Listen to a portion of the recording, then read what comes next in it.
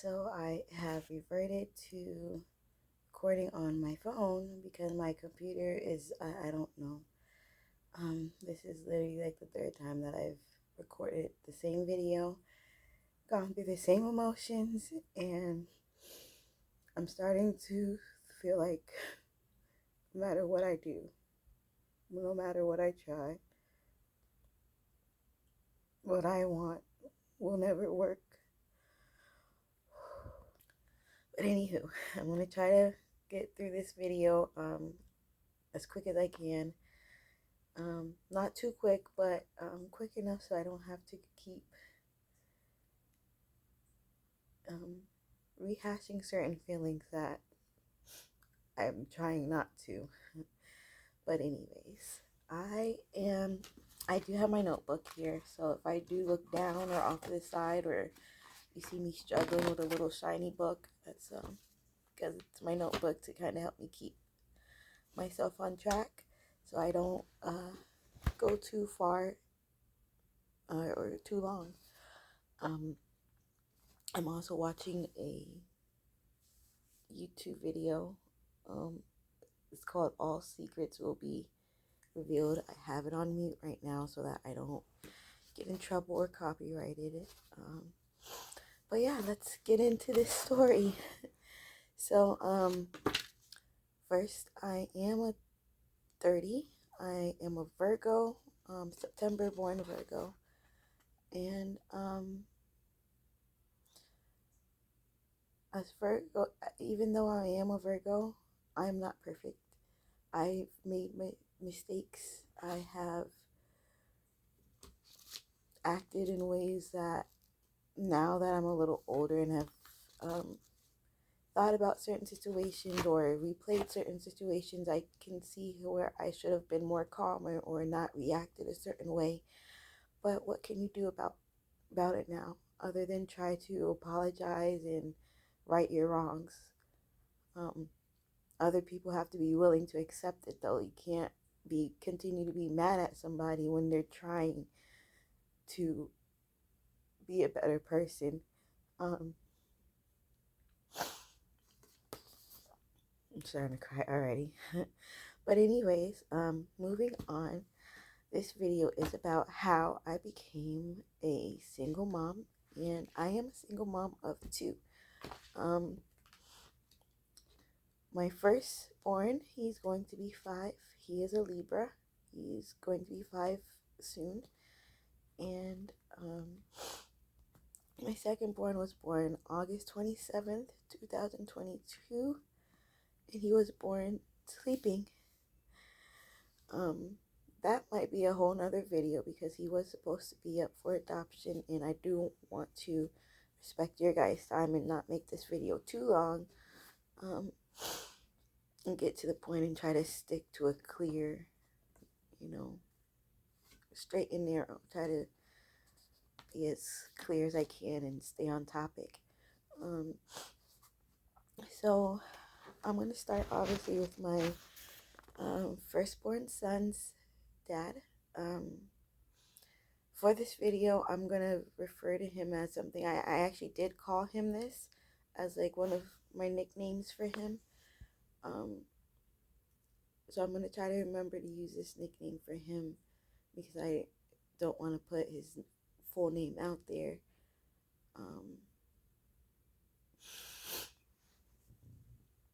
And I don't want him to get harassed or anything, given, yes, he's not perfect either.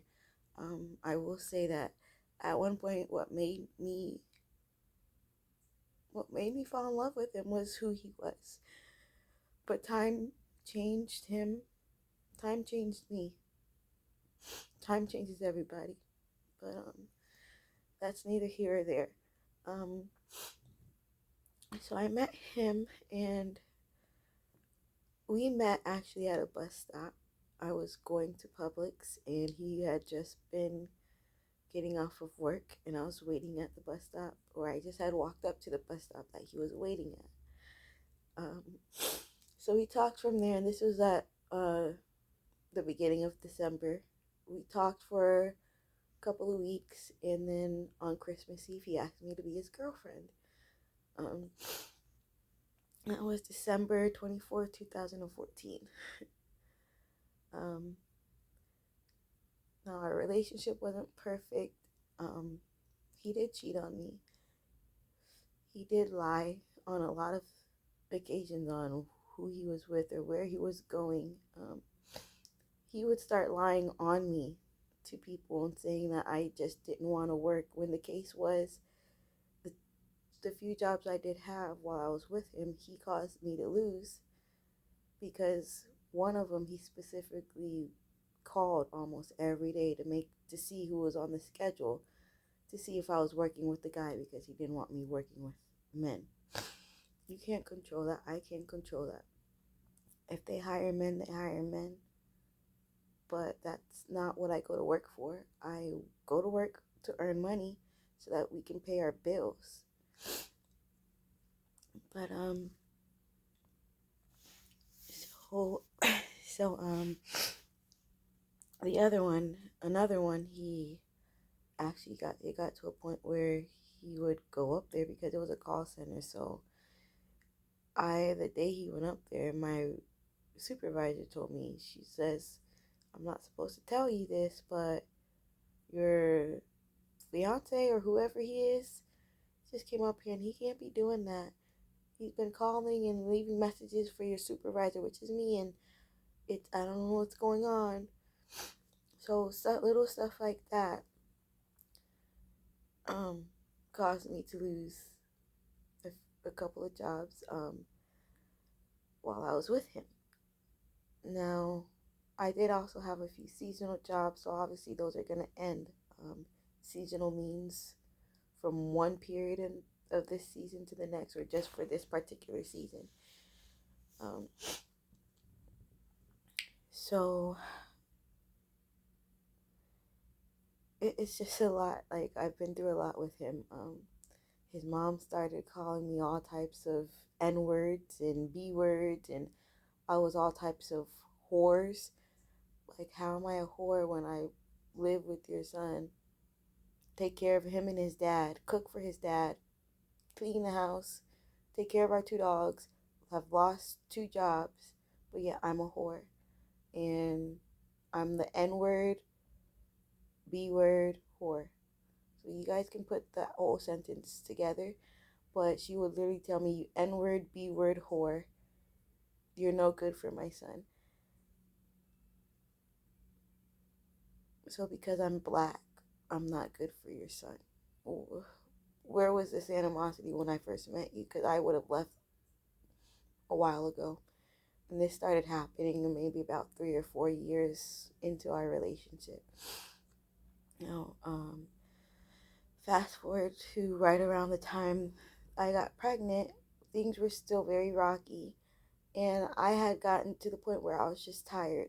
I was done, and I got tired of putting up with his stuff, and I got tired of making excuses for why I stayed with somebody who didn't care about me or my health, because you're out here having sex with other women, talking to other women literally while I'm laying in bed sleeping next to you.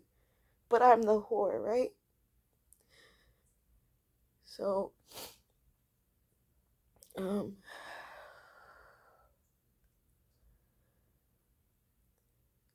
it got to this time where some chick, she literally messaged me the same day that he had left with an all black video, and in the background I hear his voice. She also sent me screenshots of their messages with him saying that he's on the way and he's heading down that way, and where do he meet her. I seen it all, and to this day he'll still lie about it, even though I don't have that phone anymore. But I know it might be still in my cloud, my photo cloud or my Google cloud, whatever it is. But I just got tired of putting up with that and trying to love somebody who I also felt didn't love themselves enough to know that you have a good woman that's literally taking care of your dad. He's tried to get me Baker acted, and no, not even Baker acted. I got Baker acted because he tried to get me arrested, but because I cooperated with the police, he cooperated with me. He said that the most I'm going to do is take you to the hospital to Baker act you. I don't even want to do that, but because I was called out here in the way what he's saying, I have to take you at least to um, the hospital.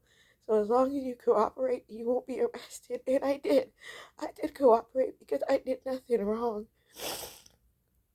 We literally just was having an argument, and he called the police on me. So I was tired. I was tired, and what really pushed the cake. Um, at the time, I didn't know that I was pregnant, but I was on the phone with my mom, and I remember this vividly. I kept walking in and out of the house, pacing back and forth, walking up and down the street because his dad kept following me one day.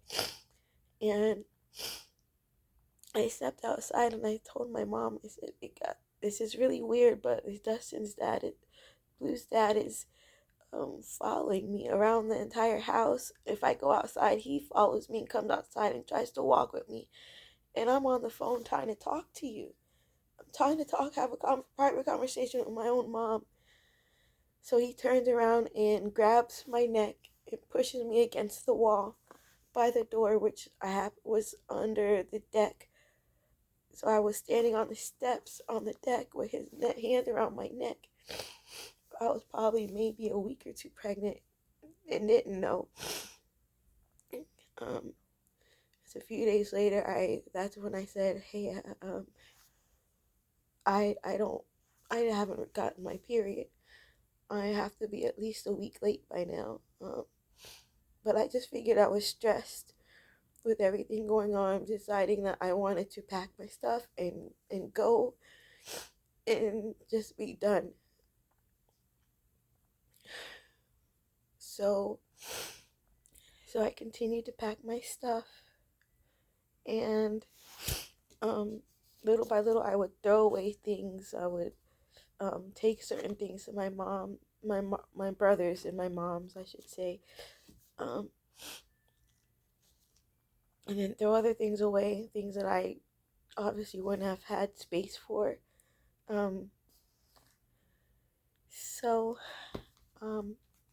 I left completely at 8 weeks pregnant because he picked up a habit that I didn't want to be parts of. I was never exposed to that growing up. There at the most there was I wasn't really big into hard drugs or being around people with hard drugs, and that's more or less what he fell into. And I wasn't comfortable being pregnant with his kid and being around that, so I left. And so now fast forward, my baby's 4 going on 5, and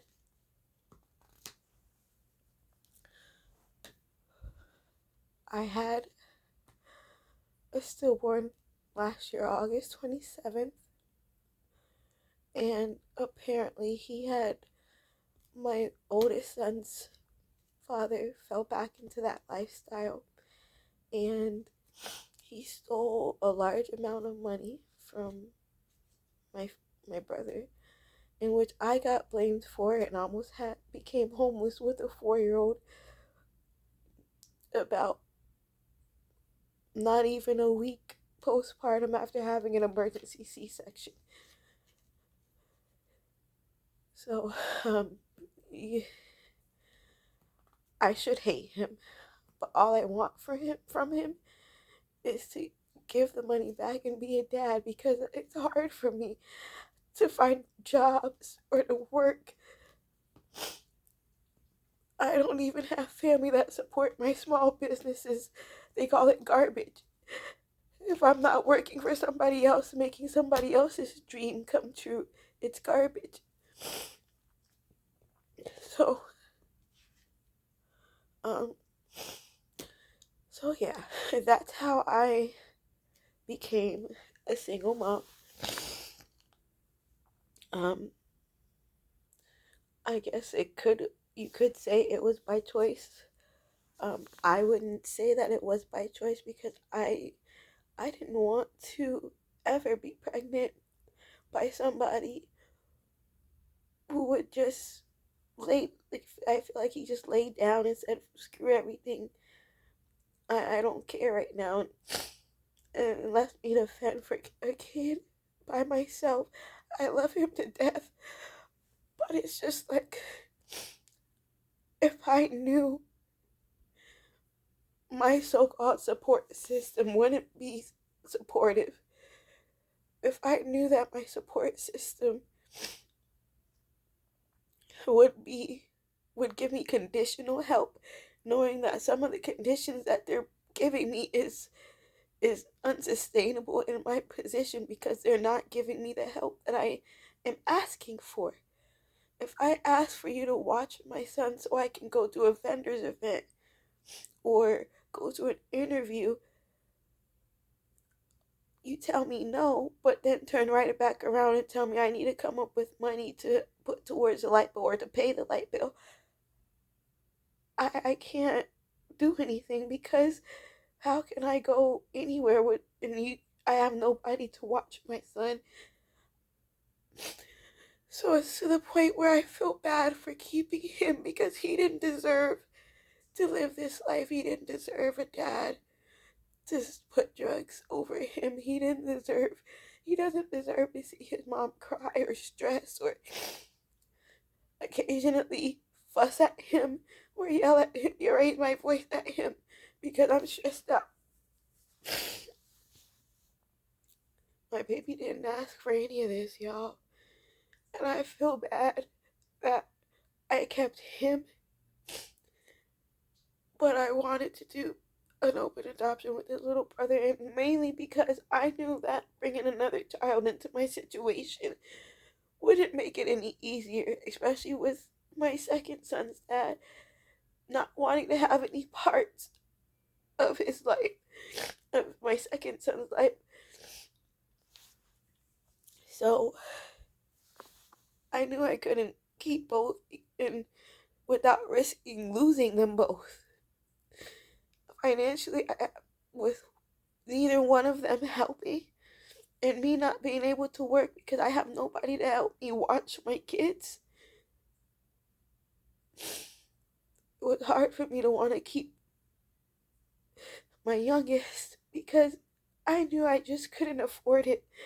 Not that I should have been having, that type of activities at the time anyway, but in my defense, it was literally a vulnerable feel good moment because my grandma had just passed and I was just vulnerable and upset and grieving, and it happens. It happened. So people are gonna judge me for that, but that's fine. It happens. It happens to everybody, not just me. But so yeah, that's how I became a single mom of two. Um, I'll probably make a whole nother video um explaining a little bit more because I feel like I rushed through this video with just trying to get to the main talking points. And on my phone, I literally only have 22 minutes and 36 seconds worth of recording. So I just wanted to really get my story out there since I was wide awake and it was just on my mind because I had an argument with my dad and last night who wasn't present for me most of my life from the time I was 10 till now. And for him to have audacity to lie on me the way he did and then try to talk to me the way he did. Um, I'm just over people talking to me the way they talk to me and then expect me to sit here and first of all, allow them to talk to me like that. Second of all, for me not to feel some type of way. I'm not a horrible person. I make mistakes, but that doesn't make make me or mean that I'm a bad person. I've done things unintentionally, and if you can't come and tell me, hey, you did this and it bothered me or it hurt me or it made me mad, I can't fix it. I can't change what I'm doing if I don't know that that's what's bothering you. So I hope that you guys would like, share, and subscribe to this video for me, and click the bell so that you can be um, notified when I upload my next video. And I promise I'll try not to do so much crying, and um, I'll have more notes, a longer, so that I can hopefully make a little bit of a longer video. But thank you guys so much for watching, and I hope that you guys can find it in your heart to share or listen or just give me some kind, encouraging words, because I need help, and I just really want to know that there's hope even for the extremely struggling single parent. So thank you, and I pray nothing but blessings on everybody. Much love and light.